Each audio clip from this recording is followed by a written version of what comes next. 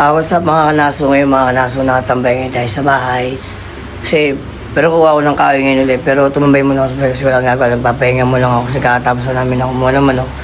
Ngayon mga kanaso, turo ko kayo sa bahay namin. Ito nga pala itong pisto kong to ay, ito po yung pinaka-terrace namin. Bali, ginawa ukay ng asawa ko yan. Gamit niya mga ukay. Baka gusto nyo maghanap ng ukay. Meron ng asawa ko yan. Jacket, pantalon, damit, meron pa yan. Tapos may mga sarot-samot na abubot na relo, salamin, o ano, pampaganda pa sa mukha, may bag. Pakita ko sa inyo, may bag. May mga samot-sari, mga naso. May plancha siya, pero di binibenta ko yan. Ginagamit niya pang plancha ng mga ukay. Yan o. Yan, ukay yan, mga naso. Yan. Pantalon. May bago siyang dating pantalon. Baka may gusto kayo dyan, mga naso.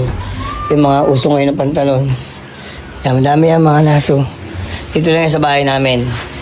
TV, may electric pan yan. Tapos, ito nga pala yung office niya, yung nag-ano siya ng print. Yan. Yan, upuan, printer siya dito, may speaker, may rep, yan. Yan ang gamit niya pag nag-ano siya ng mga Xerox, IDO, laminate, yan, meron siya. Gamit upuan. Tapos, ito yung bahay namin na yan. Ito yung bahay namin, yung loob, sala.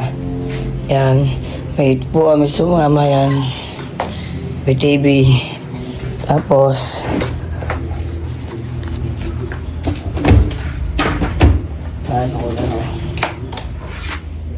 yung kwarto ng anak ko. Medyo makalat onte. May yung palaro ko na game. May TV din siya dito na 45 inches. Yan. Tapos, ito mismo kwarto din. Kwarto yan. May TV din siya dyan. Laki ng TV dito. Mga nako. 55 inches naman yan. Yung dati nakalagay sa sala namin. Yan. Tapos yung kwarto namin ito. Kaso, huwag na muna. Kasi, tulog yung misis ko. Hindi ko pwede pakita sa ito mga galit. Yan. Yung nanay ko.